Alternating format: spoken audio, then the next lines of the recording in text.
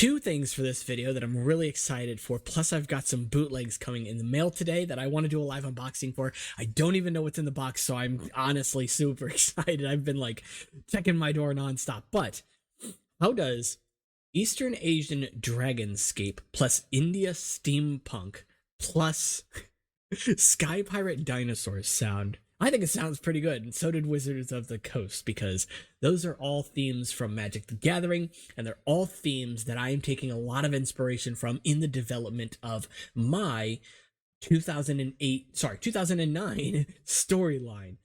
Essentially, to me, 2009 Bionicle is a really fascinating blank canvas, right? Yeah, there are a lot of things that were retconned after the end of Bionicle. I'm not even going to worry myself with any of that. There's a lot of canon that can go out the window for me to make this happen, and I'm okay with it because I think that there's something really fascinating about the idea of having this sort of landscape. So, what we got from 2009 Bionicle, we got the Glatorian, which very clearly have a lot of inspiration from sort of like Roman aesthetics, right? Makes sense. It's very popular and very cool, and I think it works out really well. It's something I would absolutely keep, but it's not the only direction I would go in, because I actually think there's something a lot more interesting about these other themes that I sort of mentioned here that could really all play very nicely together and make a really rich and deep world, right? So with Magic the Gathering, I actually got back into that, or rather got into that back in 2013, 2014 when I was in school, because it gave us something to do around the table, right? And so this was always something new and interesting to me. And when I got into it, it was around the time of a plane called Tarkir. It was right when that started up. And so if you're not familiar with Magic, it is a card game, first of all, and planes are basically just worlds. Think of them that way. And so Tarkir specifically is this sort of Eastern Asian Oriental inspired barren wasteland that's caught in like this time. I don't even know what to call it. Again, I don't want to give too much away about the story, and I'm also not well versed in it, but essentially there's some time travel aspects that flip things around and then turn this once beautiful, barren, still, Oriental like landscape full of these different clans with all of these different rich histories to all of a sudden being this dragon world, and it's so cool. Anyway, I again, if you want to look into it yourself, we're going to look at some pictures here, in fact, so we can see it, and let's just get into that now. Literally, if you want to search this stuff on Google, I literally just typed in Magic the Gathering Tarkir landscape art. And then if you just want to see Tarkir, leave out landscape, and you'll see a lot of card art like this one here, like this, a lot of this, a lot of fond memories here, a lot of nostalgia for a lot of this stuff for me as well. But yeah, essentially Tarkir is this barren wasteland. I don't want to say wasteland, because again, it is richly inhabited by a lot of different cultures, but very inspired by, like I said, Eastern Asia, Far Eastern Europe, things like that, and it's gorgeous. And obviously that reminds me a lot of Bara Magna as well, being this sort of barren world, right? On top of that, I also then pile on Kaladesh, another plane from Magic, which is steampunk India inspired, and it's probably my favorite thing.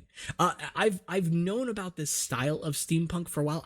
I still don't know the name of it. So if you know what this is called, let me know, because there are like hundreds of different types of steampunk. This is obviously not like diesel punk or gritty. It's this high craft kind of steampunk that I love, with these constructs, these animals that are created out of like bent wire that's real shiny and have this like energy flowing through. It's gorgeous. There's so much stuff about it. There are sky ships and ornithopters and beetles made of this wiry filigree, kind of like, I probably pronounced that wrong too, or this elephant train. This stuff always fascinates me. I was literally writing a book a couple of years ago, which is not a thing right now, but that was about something very similar to this, or a world rather very similar to this. And so it's honestly just breathtaking to look at some of this stuff, and we're going to move on to the next one too, so you can see it as well. But we have the Ixalan landscape, which is this sort of Indonesian / Caribbean, but also fantasy landscape, right? With pirates, sky pirates, dinosaurs, and it's lovely. Like, oh, I can't, like, it's so good. And obviously, 2009 Bionicle, we got the idea of getting dinosaurs. Obviously, never got any outside of the Pharaoh and Skirmix set, but leaning further into that, I think is something that needs done. And so my thing is that I kind of want to lean into it, but I want to do so in a way that respects what Bionicle is as a set that you buy off a store shelf, right? And so my idea is that I could throw pieces at each other until I get something that's absolutely breathtaking. But if it alienates the idea of this being a $10 set or a $20 set, that goes against what I typically try to do, what I try to strive for with my mocks, right? I have a very specific type of building style that usually pays homage to the fact that Bionicle can also be a limiting sort of art, if you will, right? And so yesterday, for example, I started working on what was originally supposed to be kind of a steampunk inspired leg design that ended up turning more into like an elephant trunk. Obviously, this is nowhere near finished. It's very basic, but it looks really interesting, right? And there's a lot of cool stuff going on. And it was inspired by this Core Hunter helmet here, because as a helmet, I don't really care for the piece too much, but as a sort of like steampunk shoulder pad, this actually looks really interesting all of a sudden, having these sort of like pipes or vents coming off the top, even literally like a little vent where the mouth is, this opening here you could hide gears and things behind. Like, that's all perfect for steampunk. And so that's sort of what I was going for here. I'd love to get myself some chain pieces in gold or some other color I could wrap around in different places. Obviously it starts to go against my, I don't even know what to call it, style, I guess, if I start to go too heavily in that direction, but it's still really interesting and fascinating as it is. Currently, it has this little like suspension built into the legs, which is always fun. But again, this was originally going to be a leg, which is why it actually has rotation at a ball joint here. And then when I put these life counters on here, when I put these pieces on the bottom, these panels, I was like, that reminds me a lot of an elephant trunk. And so that's just kind of where I went from there. Obviously, again, not finished at all. This thing would be much larger than this in all reality. And I kind of look at it like this. If Bionicle had actually continued into 2010, not stars, if we had seen these, not just dinosaurs, but large animal creatures, how about they take the place of or coexist with vehicles, right?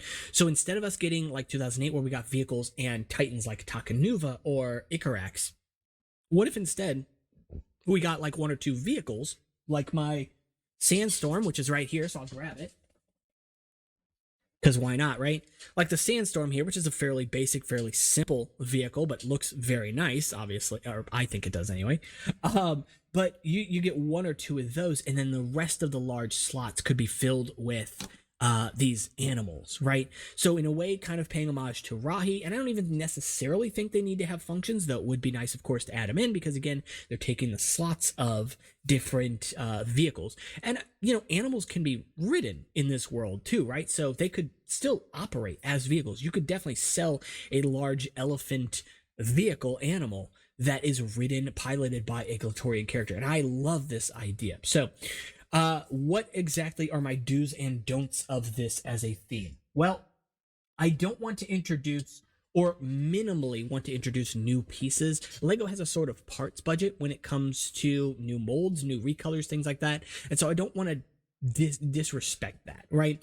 I am for new pieces for sure, but I would want them to look like the era that they come from, right? 2009, 2010, Bionicle, Hero Factory, that kind of era. And so I imagine pieces that would look similar, although I don't think it would be even like the Hero Factory 1.0 building system per se, because a lot of that is still sort of a Avmatoran evolution, right? Which I don't think is the direction we're going in. That's not to say that those pieces couldn't also exist. Also, though, something else that I would be fine with this is recoloring parts, right? It's obviously something that Lego does a lot. So again, recoloring something like this, maybe in like brown, or even, marbling it with like brown and then gold at the top here, would be really fascinating too.